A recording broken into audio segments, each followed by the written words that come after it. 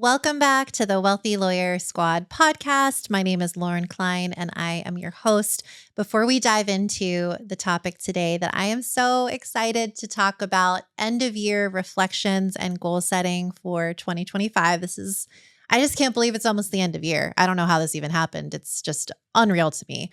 But before we dive into that, I want to share that this episode of the Wealthy Lawyer Squad podcast is sponsored and brought to you by Law Firm Sites. Law Firm Sites has been building custom websites and providing online marketing for law firms specifically for over 23 years. They are great at what they do because it is all that they do. So if you're looking to expand the reach of your firm or just improve your online presence, then Law Firm Sites has the team to do it. Go to lawfirmsites.com or call 800-932-8242 and mention the Wealthy Lawyer Squad to receive 10% off your website or marketing package that you choose. They are absolutely fabulous. Highly recommend them. Love them, love them. Go check them out. Without further ado, here we are. It's almost the end of 2024.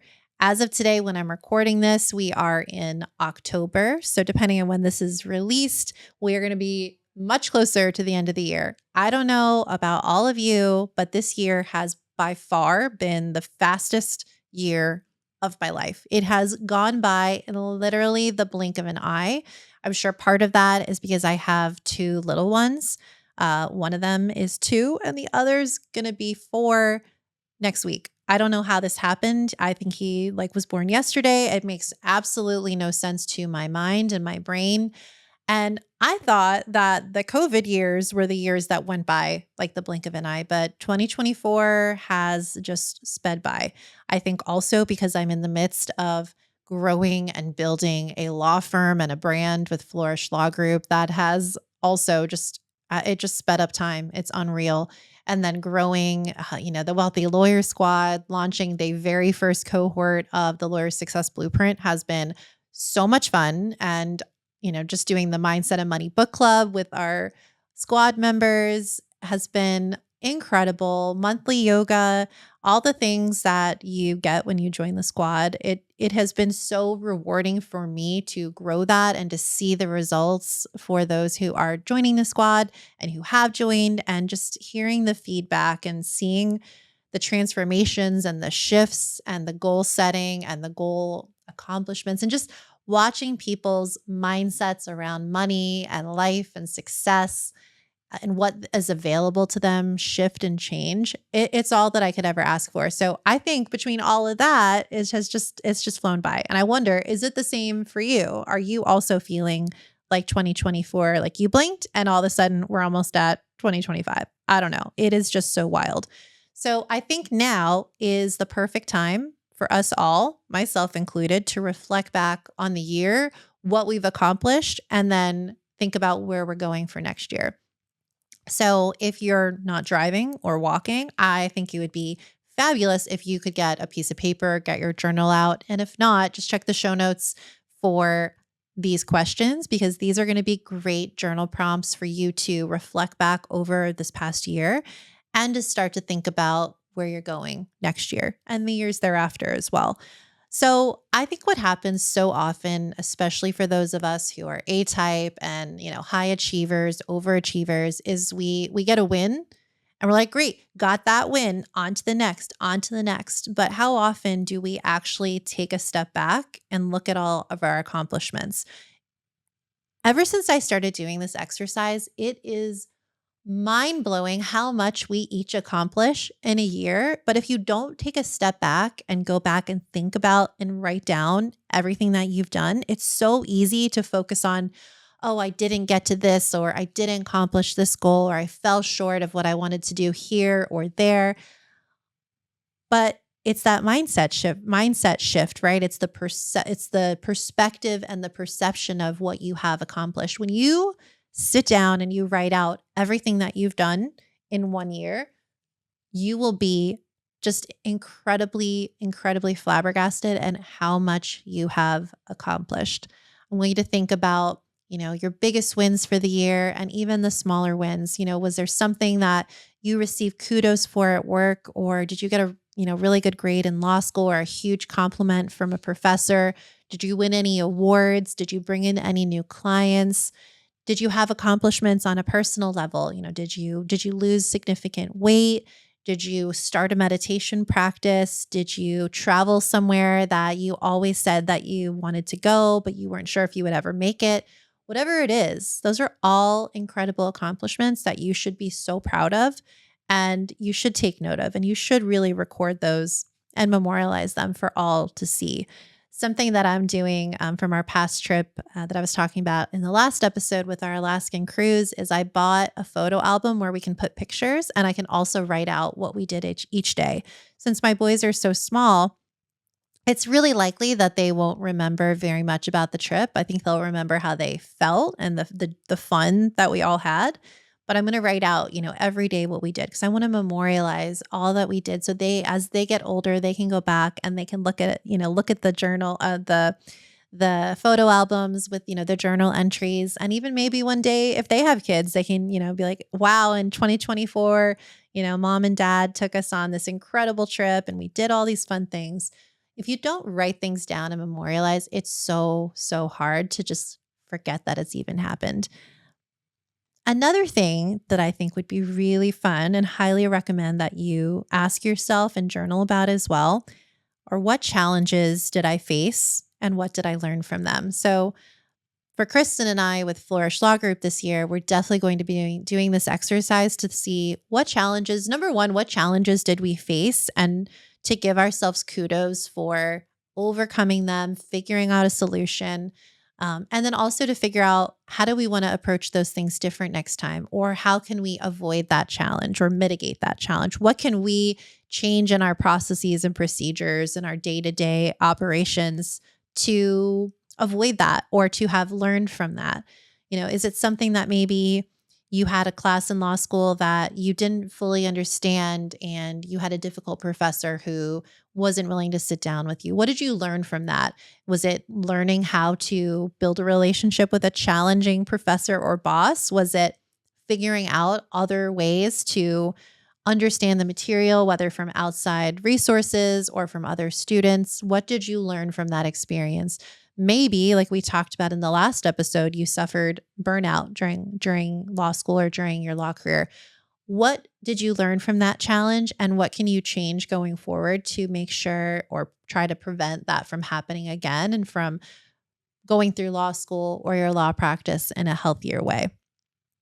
Really thinking about the challenges I think is so great. And it also shows tenacity and growth and the things that you can accomplish when you put your mind to it. We are able to do so many hard things and accomplish so much. And one, it's great to learn from it. And two, it's also great to just think, wow, I can't believe I made it through that experience. I survived and thrived through whatever the challenge was. Or maybe I didn't thrive, but next time as I go through that challenge, here's how I want to approach it differently, or here's a mindset shift that I want to make. That I think is so important to see kind of what we've gone through this year, and then also think about 2025 and where we're going. And then I want you to think about, how did you grow personally and how did you grow professionally? Kind of ties in with the first two questions, but really, where were you when 2024 started and where are you now? What strides have you made? What goals have you accomplished? Have you moved the needle closer to that dream life that you envision? Do you even know what your dream life is? I was talking to a friend the other day and we were talking about how I think sometimes when we're young and we maybe have a traumatic upbringing, our goal is to survive and to feel safe, whether that's physically or around money or whatever it is. And so when you kind of have a childhood where you don't really feel safe, whether it's like a legitimate safety risk or just a mental safety, I think we bring that into our adulthood. And so she was saying, well, now I got to a point where I feel financially secure. I feel secure in my career. I have amazing friends, but I haven't really allowed myself to think, what does my dream life actually look like? What does an ideal life look for me? Because that wasn't available, or I didn't perceive that as being available to me before because I just wanted to be safe and to survive. giving ourselves the permission to actually taking a step back and saying, okay, if I could have anything in the world, if I could achieve anything that I wanted to, which side note you can, what does that look like? What does that look like for me? Writing it down. I know I've talked about this in past episodes, but at the end of the year, I love doing a letter to myself from my future self. I do it every December, right around the new year. And just thinking about where do I want to be in, let's just say 2 years? Who am I hanging out with? Who am I spending time with? What am I wearing? What am I driving? Where do I live? What am I eating? What purse do I have? Where am I traveling to? Where do I work? Do I have a business? Do I have children? Am I married? Whatever it is, filling in the blanks and allowing yourself to dream as big as possible, and then writing it to yourself. Hey, fill in your name. Here's what I'm doing. Here's what I'm experiencing. And living and embodying that now rather than waiting and making decisions from the place of, okay, with Lauren in 2 years, who's living in this ideal life, would she do this? Would she say yes to this commitment or no? Would she take this job or not? Or what are the moves that I need to make to move the needle to get to that point? But if we don't even allow ourselves to feel safe enough to envision that dream life, then we're really selling ourselves short. And I've been there. For many, many years, I just wanted to feel safe. And I didn't know that the world was my oyster and all of our oysters. And so much was available to me until I started, really working on my mindset and my personal development. I really want the same for you because it is not specific to me. I am not special by any means. It's truly mindset shifts and opening up your brain to the possibilities that are out there for you. So again, what were my biggest challenges this year? What challenges did I face and how did I learn from them? And how did I grow personally and professionally? And where am I going? What do I want my dream life to be? Those are the things that I really want you to reflect on as we start to wrap up 2024 and move into 2025. Now, I also want you to think about the future self. What do you want to be doing in 2025, 2026, 2030? Where do you see yourself going? And that exercise, and the reason I do it every year, at least once a year, if not more, of writing myself a letter. And sometimes I play with the number. In the example I gave, it was 2 years, but I've written letters from myself from 5 years out. I own my own law firm with Kristen. Here's what we're doing. Here's where I live. I've literally written this out and then planned my life accordingly to get to the goals. And I highly, highly recommend that you do this. But here's one of the things that I think is really important. Let's start with that notion we can have anything we want. The world is our oyster. We need to dream big, and we can dream big, and we should dream big. But when you start to make your goals to get to that place, you got to start with goals that actually are attainable. And now I'm not saying that maybe a goal is attainable and you don't realize it yet. That could be the case. But setting up goals that are, that SMART acronym, I don't know if you've ever heard that thrown around, but when I try to set a goal, this is what I do. It's specific, measurable, achievable, relevant, and time specific. So specific. My goal is that I want to buy a house in this specific neighborhood. Okay, that's the goal. Measurable. Here is how much I need to save per year based on the current value of that home, or invest per year, or get a raise to earn, or whatever it is, start a business so I can attain the dollar amount that I need to have for a down payment. That is the measurable goal. So specific, I want a house in this neighborhood. Measurable, here's how much I will need to save based on today's fair market value, because we all know the real estate market is up and down and all over and up, especially in South Florida. But we can only work with what we know now, and maybe a little bit of, trying to figure out the market. How much do I need to save? Achievable. Okay, look at how much, and before I go into achievable, so much more than we realize is achievable. So this is where I want you to dream bigger than you may allow yourself. Achievable. Looking at, okay, how much am I earning right now per year? Or if you're still in law school, how much do I anticipate earning based on my area of practice and what I think in my, in my market I can reasonably make and earn per year. Is that achievable? And really, and if you feel like, okay, X dollar amount, I'm going to make $100,000 per year, and that feels achievable, and you've talked to others and you've talked to professors, and you have a sense that is a reasonable number for, your first or second year of law practice, then you know what it is. But can you make that number higher? Can we achieve more? Can we apply for jobs that maybe feel big and scary to us? Or can we make some investments in the stock market that can earn us some money? Is there a way to maybe save? Let's say you're renting for the few years until you get there. Maybe you don't really want a roommate, but you get one to, reduce the cost. Or maybe you don't live in the new fancy high rise because you have your end goal in mind of buying the house in that specific neighborhood. Whatever it might be, I don't want achievable to feel limiting. I want it to feel very abundant and open, but it also, we need to money doesn't necessarily just come out of nowhere. Sometimes it does. I'm not saying it can't, but having an achievable goal, I think, is really important and relevant. What are the steps to get there, and are they relevant? Are the steps, okay, here's my budget, here's how much I'm going to set aside each paycheck to achieve that goal? Is it relevant? Is it a situation where, you're spending money that maybe you're realizing that you have a lot of excess bills that you could easily cut, especially to achieve this goal?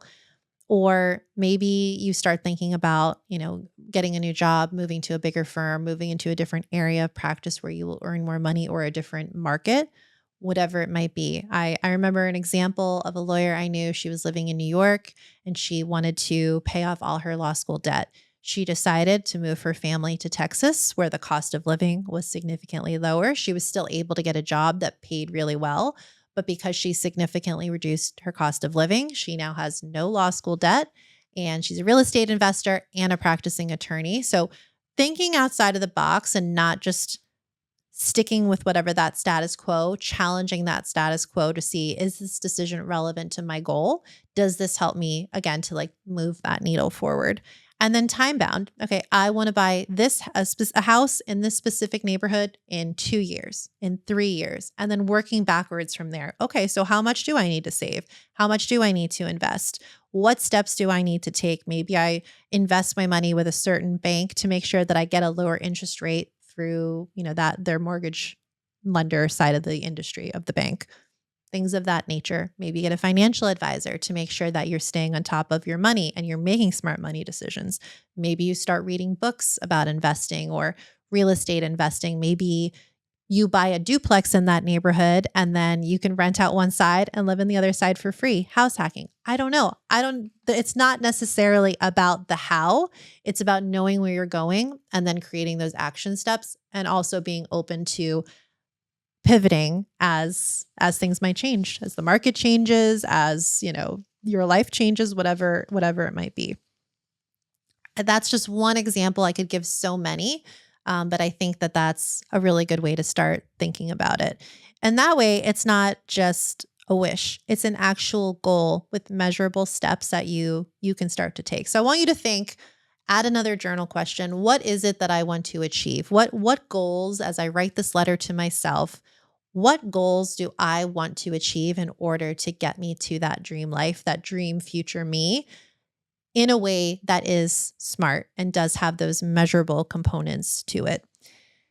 Another thing I want to talk about as we wrap up 2024 and move into 2025, and this ties into the last episode, is making sure, and I'm talking to myself too, that we all prioritize our rest. The end of the year can get really hectic. You might hear a lot of different podcasts like go, go, go, go hard for the rest of the year. This is where we separate the weak from the strong. And again, I do love hard work. It has its time and its place. I love ambition, but we want to make sure that we're moving into our new year in a way that is healthy. And so myself included can be really guilty at the end of the year of not only trying to scramble to meet those goals, but also all the family obligations and the events and the holiday parties and the activities that come along with end of year and the holidays. but just giving ourselves permission to, one, you don't have to say yes to everything, even family stuff. You can decide that it's not for you, or you're going to have a limited role in the family activities this year. Or if you have kids, you're not going to try to go all out and, do all the things and burn yourself out so you don't get to enjoy your holiday season. Or maybe you have, law school finals coming up and you're like, okay, how am I supposed to enjoy my holiday season while also dealing with these law school finals? And again, it's those boundaries and making sure that you're taking care of yourself and the things that you can set aside and that you can take off of your calendar and your to-do list for now. Go ahead and give yourself some permission to do that. But I think that for all of us, taking time to reflect back on everything that we've accomplished this year, look at where we're going and what we want to achieve, while simultaneously allowing ourselves to enjoy all the fruits of our labor and rest, and whatever a holiday season that feels good for you, making it that. We don't owe anything to anyone, even our own families. Yes, there's family obligations and we spend time with them and we love them, and maybe there's some traveling, but we don't have to kill ourselves over it. And we don't have to push ourselves again to that brink of burnout or into burnout in order to keep our families happy or our loved ones happy. So I love this time of year. I hope this episode was really helpful for you. I would love to hear some of your answers to these journal prompts. And I think just take some time, really take some time to think about all of these things and let me know what you come up with, especially for that letter to yourself. I love hearing different examples and the things that people realize, wow, I didn't even know that was something I wanted, or I thought this was important to me, but when I really looked at, 3-5 years out, I realized it really doesn't matter to me at all. So wishing you a fabulous and productive and restful rest of 2024, and I'll see you soon. Thanks, everyone.